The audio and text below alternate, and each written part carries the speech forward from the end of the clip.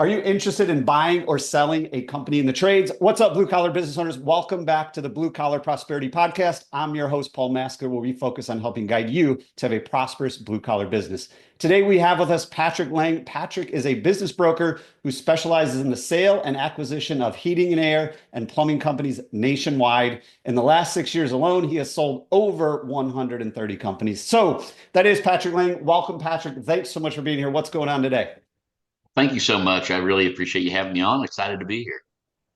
I am super excited. For those of you that don't know Patrick, he is a wealth of knowledge in the trades, valuation trades, buying and selling, growing, scaling. He's pretty much done it all. So let's start there, Patrick.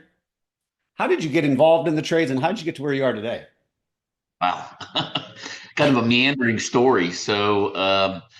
I've been a business broker for 15 years. Owned other businesses in the past. I owned a financial planning company. I owned a swimming pool service company as well. Bought and sold businesses in both of those spaces. And I was a broker selling, you name it, bars, restaurants, gas stations, flower shop. I sold it all. And I love businesses with barriers to entry. I listed a heating and air company for sale and I decided to buy it. And no experience, bought it, ran it for 2 years and realized I didn't belong running a heating and air company.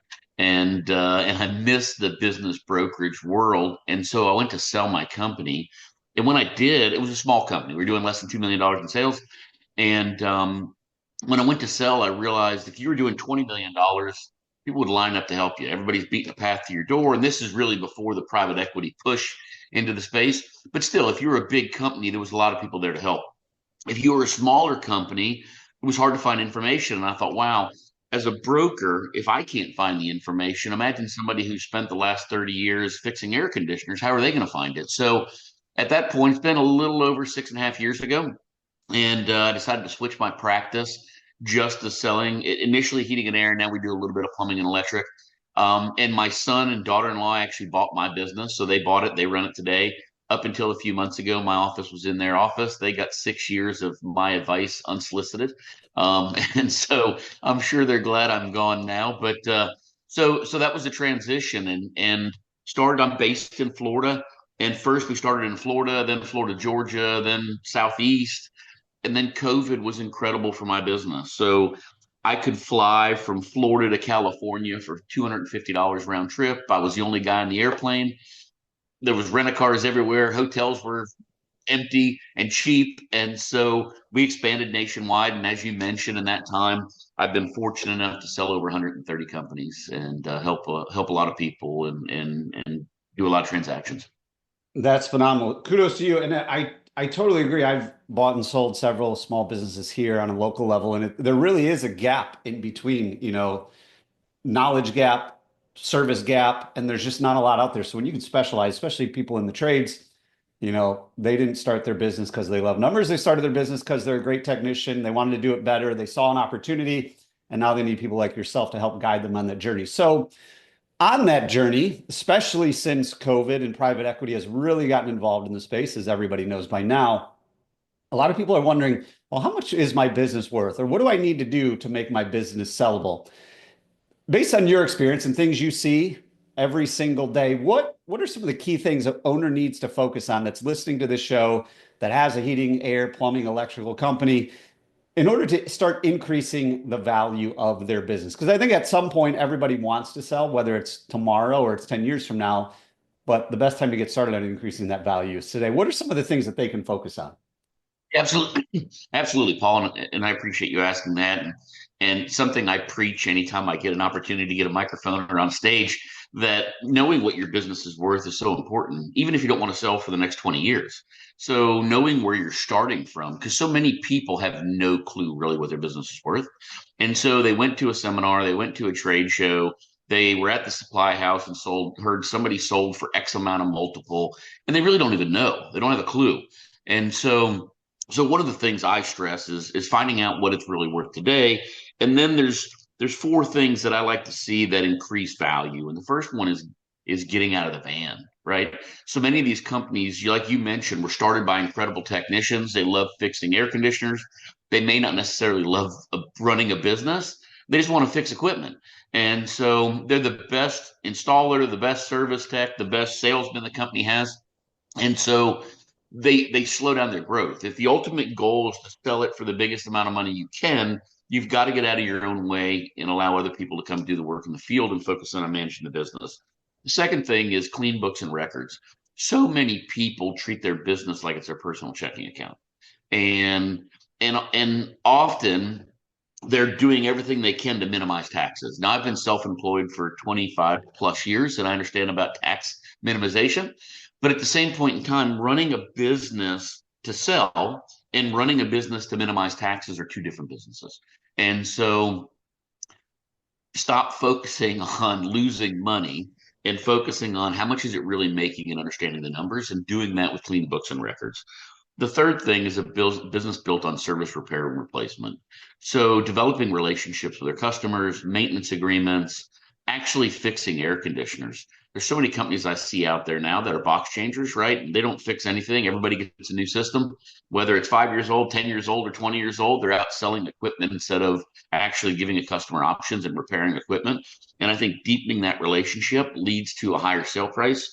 And then the fourth thing, and this one ruffles some feathers when I say it, but staying away from new construction. And I understand that some people can be very profitable in new construction, but buyers are scared to death of new construction. Rightfully so. Most general contractors are not loyal. And if they are, they're loyal to you, the seller. And the minute you sell, that loyalty walks out the window.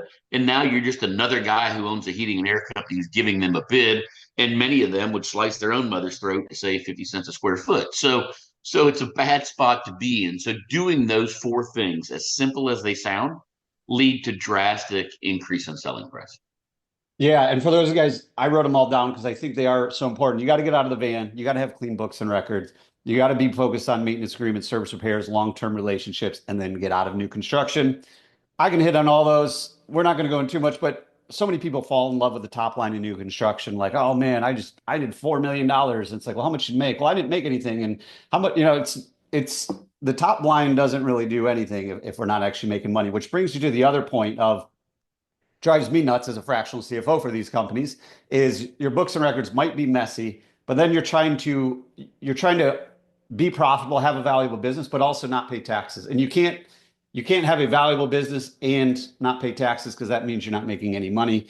And last thing I'll hit on these four things that Patrick shared. If you guys aren't following Patrick on LinkedIn or Facebook, he posts like 2 sentence content every day that is like way more valuable than any long form content out there. Because reading it tells me this is exactly what he's dealing with a business right now that's trying to sell or a business that was successful. So guys, look up Patrick on LinkedIn or Facebook, depending on where you like to hang out, because he posts this valuable stuff every day. So taking that kind of to the next step of where we're at in 2025, it's been like the markets, it's weird that COVID's already like 5 years ago, because at some points it feels like it was yesterday. Other times it feels like it never happened. But the market's been kind of funky the last couple of years. Obviously, during COVID, a lot of people took money out of their house and did replacements, when they didn't have to. Just so there was a lot of accelerated demand during that time. And then companies started struggling. The phone wasn't ringing as much. It turned into more of a repair market. People might got frustrated. But as you see it day in, day out, looking at books, what is your thoughts, feelings on the market, going into 2025? I think it's still strong. I think I think buyers are looking for quality businesses. And if you have a quality business, there's going to be a buyer there. One of the reasons I bought a heating and air company, as I mentioned, I live in Florida. I don't know a husband dumb enough to tell his wife in the summertime he's not fixing his air conditioner, right? I mean, at the end of the day, air conditioning is no longer a want, it's a need in most of the country. So I think the trades are an incredible business to be in, specifically when it's time to sell, because there's always a market there. We've seen some pushback at the upper end of the market. So companies doing 20, $30 million, those prices, those crazy prices that they were paying previously have come down a little bit. The bulk of what I sell are typically companies between 1.5 million and $6 or $7 million in sales. And those companies have stayed strong, and I see no indication of that switching. That's awesome. And it's so true, because it's a need in the economy, right? Like if your air conditioner's broken, you're in the South, or it's summertime anywhere and it's humid, you're not fixing that. And then same thing in the winter. It's the wintertime right now in a lot of places. If your heat goes out, you're not fixing that. You're not going to say, I'm going to go to Home Depot, I'm going to go to YouTube and try and figure this out. You're going to call somebody And that's why these companies are so valuable. And AI can't replace someone taking out your system or repairing your system. That's not going to happen anytime soon. So you mentioned, the market's still strong. As COVID has, gone further and further away, we see private equity companies buying up smaller and smaller companies, right? But at the start of it, they had a threshold of, hey, we're only going to buy businesses, whatever it was, doing $5 million or more. Now they're starting to roll up these smaller and smaller ones. People are getting letters from private equity companies every single day. I talk to a ton of people who say, I want to sell my business one day, but I will not sell it to private equity. I love my team. They're my family. And my number one concern is the well-being of them after I leave. What are those people's options? Because all we hear about is private equity, but there's got to be more people in the market than just private equity. Is that right? Absolutely. Yeah. That's the beauty of a strong market, right? You don't have, I tell people you don't have to sell your business to a jerk. So, and if you think private equity is the big bad wolf, you don't have to sell to them. There's enough buyers out there. I sold, and we talked about it before the call. I sold somewhere between 20 and 25 companies last year. I haven't added them back up yet, but I would say 10 of them or less were to private equity, and the other potentially 15 were to mom and pops buying other mom and pops, wanting to expand next door, kids buying out their parents, employees buying out their bosses. I see a lot of bankers, insurance agents, accountants whose parents were in the trades before and they want to get back in the trades buying the business. So there's such a wide variety of buyers out there, which is why we take the approach we do when we go to market. I want to get as many eyes in the business as you can. You mentioned these people getting letters and calls from private equity buyers. Those are professional buyers, right? At the end of the day, that's what they do all day long.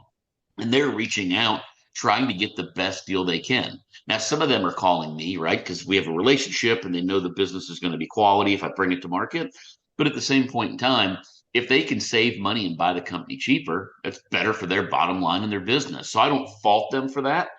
But if I'm a seller, I'm not going to answer that phone call. I'm going to get somebody in my corner, whether it's me or somebody else. There's a lot of great people in our industry that do what I do. And so it doesn't need to be me, but definitely get somebody in their corner so that they can have more eyes on it. Paul, if you're going to sell your house and somebody walks by and says, I want to buy it before you go to market, chances are you're going to get a valuation done first. You're going to see if that's really a good price. Oftentimes, many sellers in the trades don't. They say, that sounds like a great deal to me. It was more money than I thought it was. I'm going to take it. And they could be leaving a lot of money on the table. Or one thing I say a lot, and you talk about my one liners, and I try to say them just to be simplistic because I'm a simple guy, it is so many people don't know what it's worth. So they take these offers, and I lost my train of thought there of where I was going with that. But talking about my simplicity. Anyways, I'll have to come back to that. My mind's going too fast this morning. All good. No worries there, Patrick. So a couple of things you mentioned that I want to kind of dive into a little bit is one, selling to employees. That, I mean, in theory, that's a great way to transition. I do know there's probably people listening that would, man, I'd love to do that, but I don't want my employees to know that I'm possibly selling this business. How have you seen the owners navigate that whole process, whether it's, hey, I want to sell my business, I want to give you guys the first crack at it, or I want to sell my business, I don't want to tell them at all because I don't want to, hurt their feelings. I don't want to ruin the ongoing day-to-day operations. What are some of the best practices you've seen there when it comes to selling your business, letting your employees know, giving them a crack at it? Absolutely. I love selling. I love keeping it internal, right? Whether it's a son or daughter buying the business or an employee. So what we typically do is we do the valuation first, and then they have a conversation with the employee saying, hey, as you know, not getting any younger, one day we may look at retiring. Would you have any interest in buying? And see if they even have an interest. Many people think we've had that conversation, and I'm not involved at all. It's just the owners and the employee. They're not saying they're listing it. They're not saying they're selling it. They're saying, hey, would you have an interest? And if they would have an interest, do they have the financial resources to really be able to do it? So we use SBA financing a lot for these transactions. And a deal like that, a buyer can often come in for 10% down. And so we're talking about a lot of money in certain scenarios, but that employee doesn't have to have millions of dollars in the bank to be able to make the acquisition. So having that conversation with them, one, would you have an interest? Two, if you would have an interest, we've had them say, we're going to get a valuation done. Let's see what the math is on it and see if you're in a position to afford it. I've had employees say, I'd love to buy it. And then they look at the math and they say, I'm 10 years out from retirement. I don't want to take on $2 million of debt. I'm okay with it. And then it actually preserves a relationship, right? Because in a sale, we typically don't tell the employees until the sale is done, really to protect the employees, because employees allow their minds to go all the bad things that can happen. The world's coming to an end. The new person's going to fire us. All these things are going to happen, and they often don't give them a chance. And so we wait until the sale is complete so that we can control the narrative. So the seller can sit down with the employee and say, hey, here's what I'm doing and here's why. Here's the buyer. And then there can be an introduction. If they don't like the buyer after a month or two, they can leave. As you know, Paul, there's more work to be done in the trades than there are people to do it. So that employee has an opportunity to go find a job someplace else if they really wanted to. And so giving them an opportunity to stay at the same company, drive the same truck, answer the same phone, take care of the same customers, just somebody different signs their check and see if it's okay. And if it is, fantastic, they can stay there. And so we do that once again to protect them, but then out of respect, giving that lead technician or service manager or friend of the family or whoever they're thinking about, I don't advise going to them saying, hey, I'm selling the business. Do you want to buy it? Because then they go into panic mode. We advise, hey, as we're focusing on our future, we want to start looking at these options. Would you have an interest? And many have said no. Several have said yes. And the ones that have said yes that have the money, we're able to put a deal together.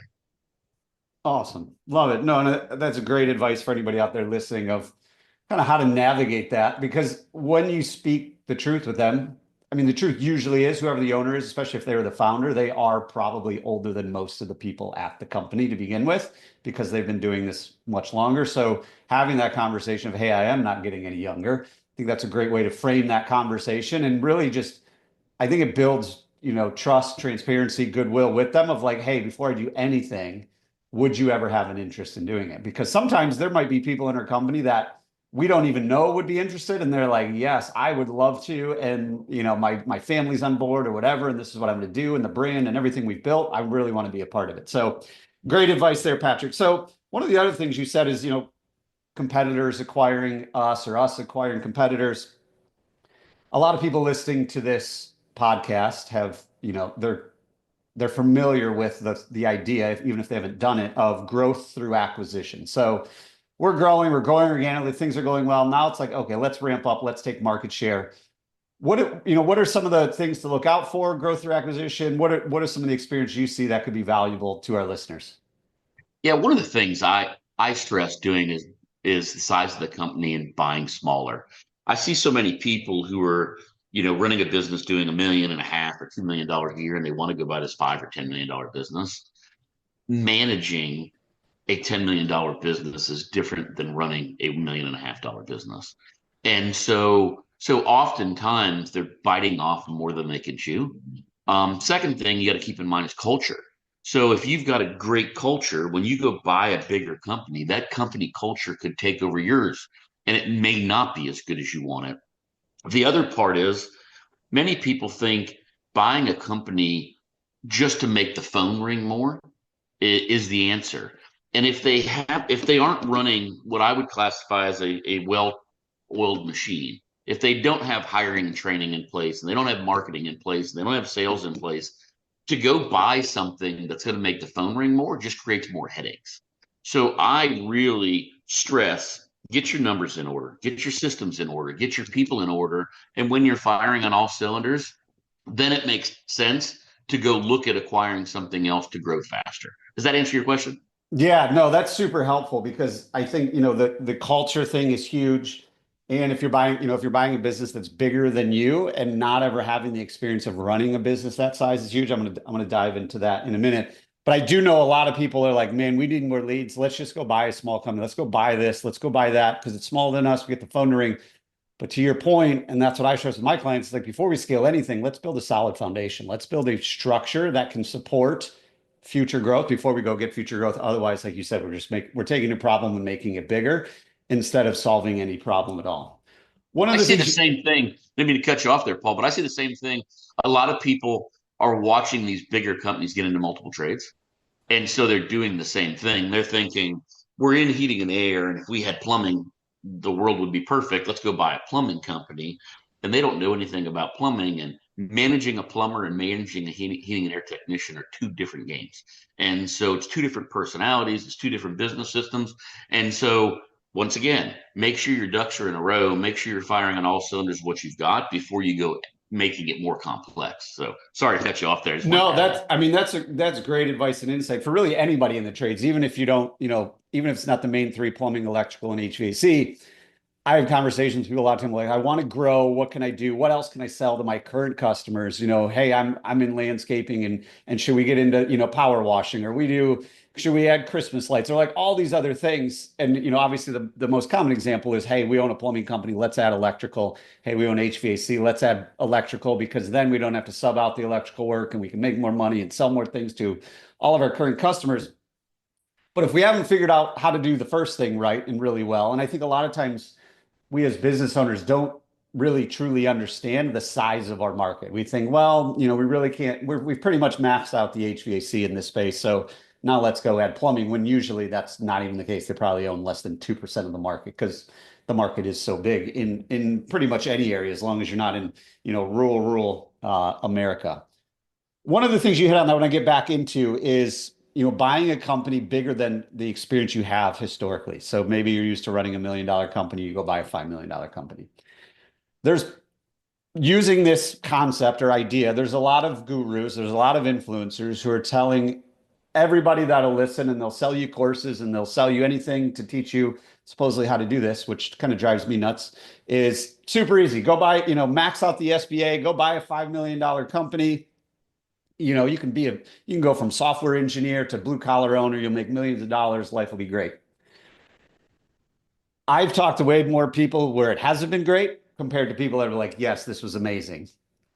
You see this stuff every day. How have what has been your experience in people entering the trades with no trades experience, going from corporate America to plumbing company owner and, trying to figure it out?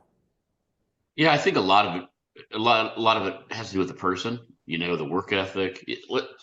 The trades is not an easy business to get into, right? I mean, you got to work hard. And so I think a lot of people attend the seminar, listen to the guru and say, it's the same one. I'm gonna buy this trades company and they're gonna sell or finance the whole thing and no money down, and they're gonna stay and run it for me for 2 years and all this craziness. So I see it a lot.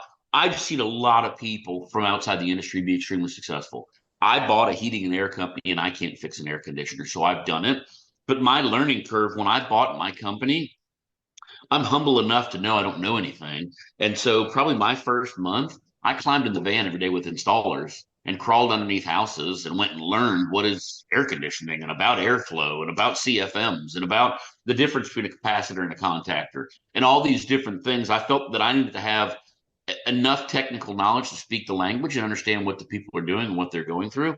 Where I think some people are looking at it with rose-colored glasses, and they're just going to buy this company and show up and sit behind a desk and look at spreadsheets, and everybody's just going to go do the work and bring them back checks. And so I think a lot of it has to do with the expectations of the buyer.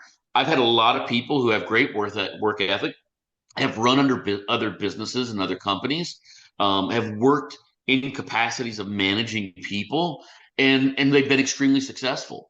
But it's work, right? At the end of the day, you've got to be able to put in the work. When I owned my company, I was the first one at the shop in the morning and I was the last one to leave. And after hours, the phones rung to my cell phone or my wife's cell phone so I could control what was going on and understood what's going on.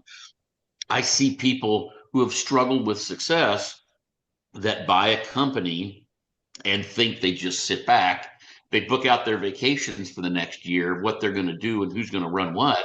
And it's just not real. And so I think the expectations part is part of it. The work ethic part is part of it as well.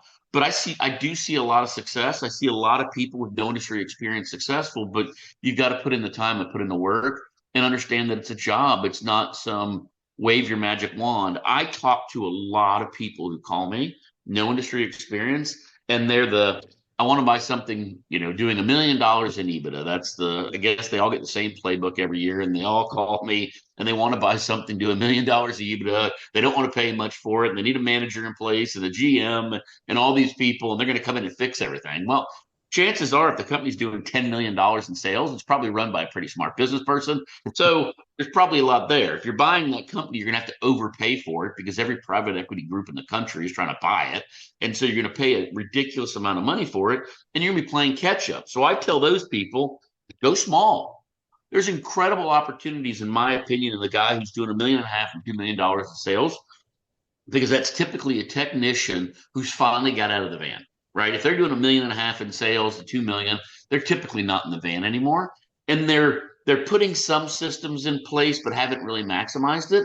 There's a great opportunity with somebody with business experience to dial in the CRM, to look at maintenance agreements more, because many technicians turned owners don't believe in maintenance agreements. And there's a lot of stories behind that. But so there's a lot of opportunities there. There's typically not a sales system in place. It's the owner who handles the sales, and so it's not able to be duplicated. So there's a lot of low hanging fruit in those smaller companies, but you've got to roll up your sleeves and work. So that's where I tell those dreamy buyers to go to, is go there, roll up your sleeves, do some work, climb in the van with an installer for a month, climb in the van with a technician for a month, understand what you're doing. And then at that point, if you think I need to go buy a $10 million company, then go buy it. Yeah, no, and I mean, I truly agree with you on like that size of company, $1.5 million, $2 million. You can't get there by still being in the van. Like you can get to $1 million probably still in the van, brute force, pushing the rock up a hill and just kind of getting there. But once you get to $1.5 million, $2 million, like you said, that's really, in my opinion, where the opportunity lies. Not only in, hey, we can fix all these things, but going to a team that probably wants things to be fixed. They probably want things in place because they don't have a career path. They don't have a structure. They don't have accountability. They don't really know what success looks like. It's been more or less, hey, get in the van, run your calls, see you tomorrow type of deal. And you can really build, like you mentioned it earlier, that culture of, wow, this is a place I want to work to for a really long time. But again, to your point, you got to be all in on the one leading that charge, building the culture, showing them, hey, I'm just like you, and I want to work on this together, versus the person that just wants to sit back, crunch numbers, look at spreadsheets, and have people deliver checks. So as we start to wrap this up, Patrick, we talked about a lot of things, but I want to get one last thing from you, that if our listeners could do one thing within the next 24 hours to start to increase the value of their business or move their business forward, what would be that one thing you recommend them do? Get a valuation done. Perfect. And who do they contact to get that valuation done? Obviously, I'm biased on who you should call, and here's why. Paul, I have so many meetings, and I have a YouTube channel, and so I love people to go look at my videos. And I have a video on there. It's called "Your Baby's Ugly," and I did it kind of as a joke, but kind of as a way for me to deal with horrible conversations that I have. So I can't tell you how many kitchen tables I've sat at with husbands and wives, 60, 70 years old, and this is their retirement, and they're so happy for me to be there to talk about selling their business, and I have to look at them and say, your baby's ugly. What you've spent your entire life building has zero value, and it will rip your heart out having that conversation, and then having it over and over and over and over. Most people don't know who to ask. They don't know where to go, so they go to a seminar or a trade show. Somebody flashy gets up on stage and says, I sold my company for 20-time multiple. Half of them are lying. And I preach, and I said this in one of my posts the other day, don't believe it if you don't see the check. People talk about all these great multiples and what they've done, and they don't bother. Nobody brags about the bad deal they got. So finding out what it's worth, you can do it on my website. On my website, there's a link, click here to find out what your business is worth. And it's a range, right? It's not in depth. It's not intrusive. It's not a spammy thing. We're not going to follow you up with 25 phone calls. It's for people to get an idea of where it is. Because when I have a first phone call with a seller, I'll ask them, what does the check need to say for you to walk away? What are you thinking it's worth? And most of them say, I don't know. I'm not a broker. I don't know what it's worth. That's why I'm calling you. But I'll say, kind of in your own eyes, what do you think? A company doing $1 million in sales, I've had people say, I hope it's worth $50,000. And I'd have people say, I'm not going to leave for less than 5 million. Well, I'm good, but I'm not that good. And so if that person would have known 5 years ago what it took to get to 5 million, it would have been a better conversation with them. It's so true. It is so true because I promise you, probably everybody that owns a house in America, they check their house on Zillow at least once a year to know what it's worth. Otherwise, you'd be like, all right, I'm ready to sell my house and move to Arizona, and then you have no idea what it's worth. That's not being a good steward of your home. So be a good steward of your business. It's funny when you mentioned calling your baby ugly. I didn't even know that you knew Neil Isaacs, Patrick, but Neil Isaacs is a good friend of mine. He's a local business broker here in the Raleigh area.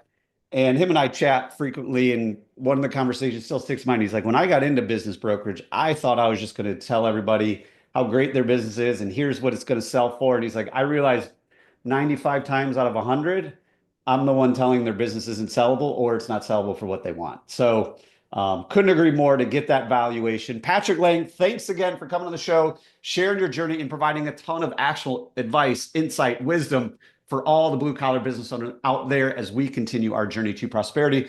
But before we sign off, Patrick, where is the best place for our listeners to go to keep in touch with you and reach out about the valuation, buying a business, selling a business? What's the best way for them to get in touch with you?